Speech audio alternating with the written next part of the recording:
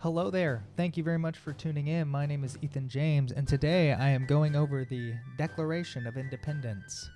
It's July 5th, so I figured what better than to actually go over the Declaration of Independence and then also talk about the history leading up and how we got to the Declaration of Independence. So without further ado, we're just going to hop right into it. In Congress, July 4th, 1776.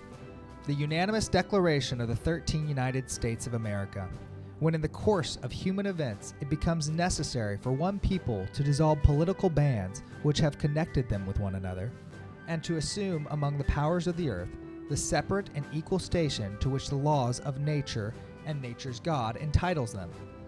A decent respect to the opinions of mankind requires that they should declare causes which impel them to the separation.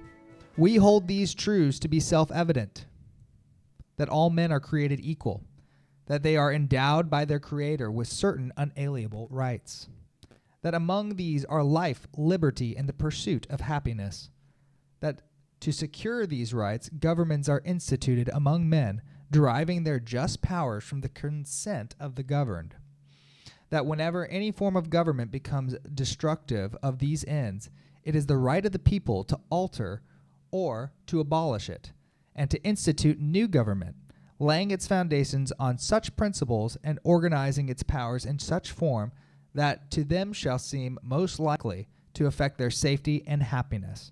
So that they should be allowed to reorder these governments that best suit their happiness and their security. Prudence indeed will dictate that governments long established should not be changed for light and transient causes.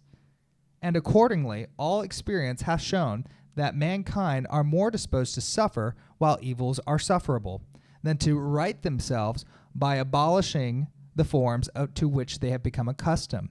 So instead of going into revolution, people are slow to do that, and they're more likely to suffer the evils which they've gotten used to.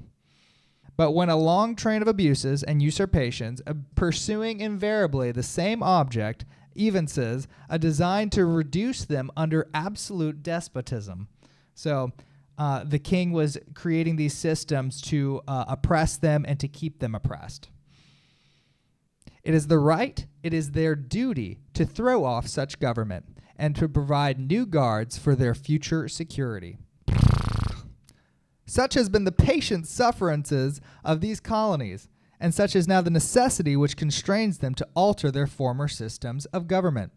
The history of the present King of Great Britain is a history of repeated injuries and usurpations, all having in direct object the establishment of an absolute tyranny over these states. To prove this, let facts be submitted to a candid world. And next is going to be the facts. We're down at the bottom here. Next is the facts. But yeah, what was happening, and to be clear, this wasn't just what Britain was doing them with taxation. They were taxing them, only allowing them to trade through the East Indian Trading Company. And through that, the king and Britain were conspiring in their laws in Parliament to tax the people unjustly. This wasn't about just Great Britain. It was the king of Great Britain. They're making it clear that their problem is not just with these people, but it's a problem with the king. And the king has done these things trying to establish an absolute tyranny over these states. So into the candid facts, he has refused his assent to laws, the most wholesome and necessary for the public good. He has forbidden his governors to pass laws of immediate and pressing importance unless suspended in their operation till his assent should be attained. And when so suspended, he has utterly neglected to attend them. So he wasn't giving his consent to laws, and then he was holding these people longer than was necessary for them to be able to self-govern properly. And then when he said that he was going to attend something, he'd utterly neglected to attend them, is what they're saying here. He has refused to pass other laws for the accommodation of a large district of people, unless those who would relinquish the right of representation in the legislature, so unless they gave up their position, a right inestimable to them and formidable to tyrants, and formidable to them and formidable to tyrants only. He refused to pass laws for the accommodation.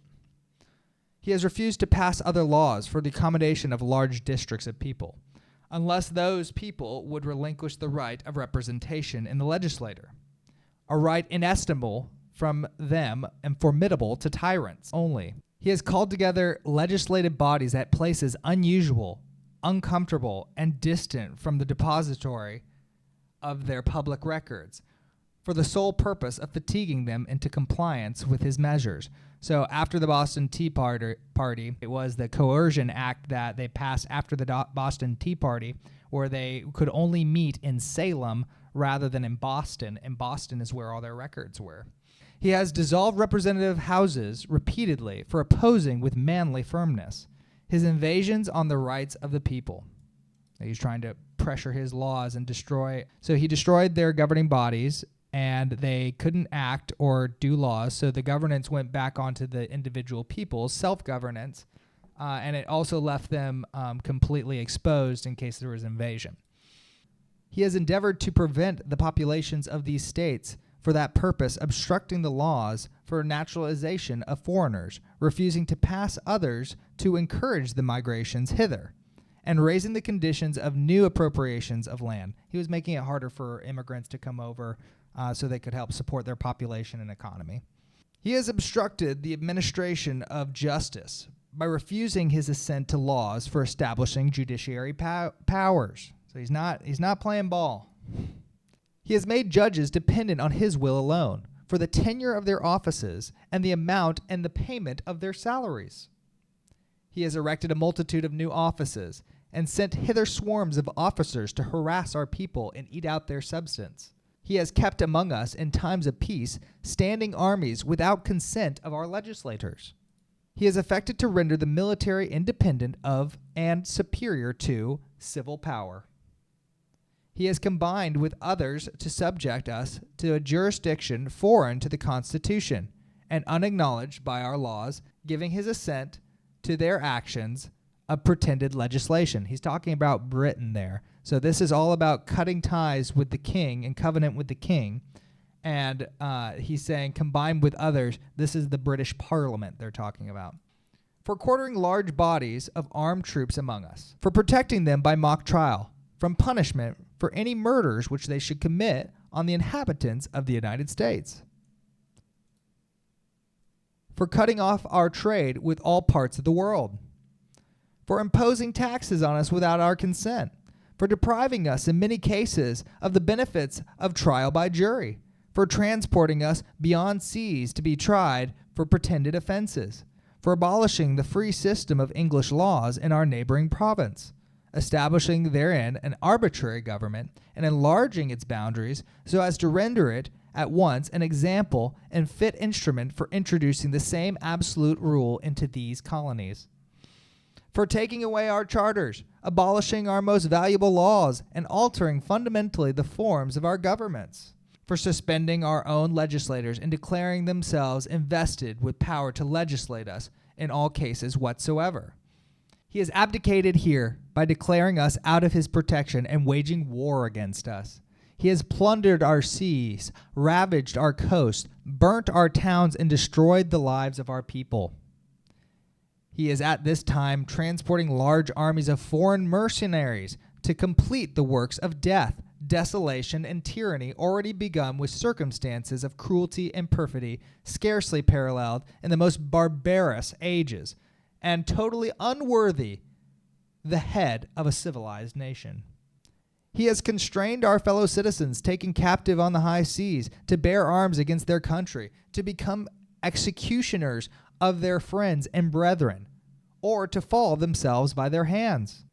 He has excited domestic insurrections amongst us, and has endeavored to bring the inhabitants of our frontiers, the merciless Indian savages, whose known rule of warfare is an undistinguished destruction of all ages, sexes, and conditions. In every stage of these oppressions, we have petitioned for redress in the most humble terms. Our repeated petitions have been answered only by repeated injury.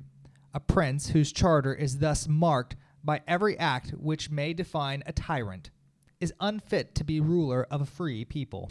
Nor have we been wanting in the attentions of our British brethren. We have warned them from time to time of the attempts of their legislator to extend unwarrantable jurisdiction over us.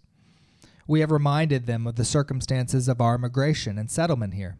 We have appealed to their native justice and magnanimity, and we have conjured them by the ties of our common kindred to disavow these usurpations, which would inevitably interrupt our connections and correspondence. They too have been deaf to the voice of justice and consanguinity. We must therefore acquiesce in the necessity which denounces our separation, and hold them as we hold the rest of mankind, enemies in war, in peace friends. We, therefore, the representatives of the United States of America, in General Congress, assembled, appealing to the Supreme Judge of the world for the rectitude of our intentions, talking about God, do, in the name and by the authority of the good people of these colonies, solemnly publish and declare that these united colonies are, and of right ought to be free and independent states, that they are absolved from all allegiance to the British Crown, and that all political connection between them and the state of Great Britain is and ought to be totally dissolved, and that as free and independent states we have full power to levy war, conclude peace, contract alliances, establish commerce, and to do all other acts and things which independent states may of right do. And for the support of this declaration, with firm reliance on the protection of divine providence, we mutually pledge to each other our lives, our fortunes, and our sacred honor. And then all the people that signed it. Yeah, so the reason why I want to go over this is there's a lot of parallels that are going on between what was happening then and what is happening now. So one of the things that was happening then is mercantilism. So mercantilism was basically an economic theory that was dominating Europe from 16th to 18th century. It's focused on strengthening a nation's wealth and power by controlling trade and accumulating precious metals like gold and silver. So wealth equals gold and silver. A nation's strength was measured by how much gold or silver it had, exporting more than you import, creating a trade surplus. So this is what we're talking about right now with deficits, and why Trump is actually technically enacting mercantilistic policies by tariffing other nations. But other nations have been using their own form of mercantilism to enrich themselves, tariffing us, putting taxes on things, and also creating a deficit, only exporting to us, never importing or buying things from us. And so the U.S. doesn't make a lot of stuff anymore. And it could make stuff, obviously other nations can make things more easily. But if those economic policies aren't fair, then you're not going to, it's just not going to be fair. An imbalanced scale is an abomination to the Lord, but a just weight is his delight. Anyway, back to what we're talking about. Control of the economy. The state played a strong role in actively regulating the economy. Governments passed laws to protect domestic industries and restrict imports. Colonial expansion. Colonies existed to benefit the mother country. Colonies provided raw materials and markets for finished goods. Protectionism. High tariffs, taxes on imports were used to limit foreign compensation. Subsidies and monopolies were granted to national industries, like the East India Trading Company. Zero-sum thinking, mercantilism, saw trade as a zero-sum game. One country's gain is another's loss. Nations competed fiercely for markets and resources. So one of the things that I wanted to go over was the religious sense of what the people were going through at the time. Obviously, the Declaration of Independence addresses God 3 times, divine providence. These inalienable rights are endowed by our Creator, and that's where these things originate from. So without these things, without this religious framework that was basically undergirding the society that they were creating. So one of the things that they used to say was rebellio tyrannis obsequium Deo, or resistance to tyrants is obedience to God. The historical Christian context. Many Protestant reformers, American founders like Jefferson and early church thinkers used this idea. Tyranny is rebellion against God, so resistance to tyrants is godly. Out of the 56 signers of the Declaration of Independence, the overwhelming majority, likely 50 to 53 of them, were Christians, based on their church affiliation, public statements, and writings. So 32 of them were Episcopalian, Anglican, 10 were Congregationalists, 9 were Presbyterian, 2 were Quakers, 1 to 3 Unitarian, deist-leaning. Even this, Benjamin Franklin was a layman of Christianity. He wouldn't have been an orthodox deist because he did believe in providence, in God's hand stepping in and doing things. So he wouldn't have been a very good deist. Even so, Thomas Jefferson was also somebody who held to a Christian worldview framework for their society. So I want to read you all a section out of this book. It's called The Origins and Principles of the American Revolution as compared with the origin and principles of the French Revolution. So both very different, one godless and bloody, the other marked by legal due process. So section here says, scholarship demonstrates that the preachers were leading voices in the cause for American independence. In this book, Seed Time of the Republic, Clinton Rotissier suggests that there were 6 leading voices that shaped the thinking of Americans who motivated them towards freedom. Among the 6, 2 were laymen, Richard Bland of Virginia and the Venerable Benjamin Franklin of Philadelphia, Pennsylvania. The 4 remaining voices that influenced the principles of the American Revolution were all ministers of the gospel. That and included Thomas Hooker, founder of Connecticut, Roger Williams, founder of Rhode Island, John Wise, pastor of Chubacco Parish, Ipswich, Massachusetts, and Jonathan Mayhew, minister at Old West Church, Boston, Massachusetts.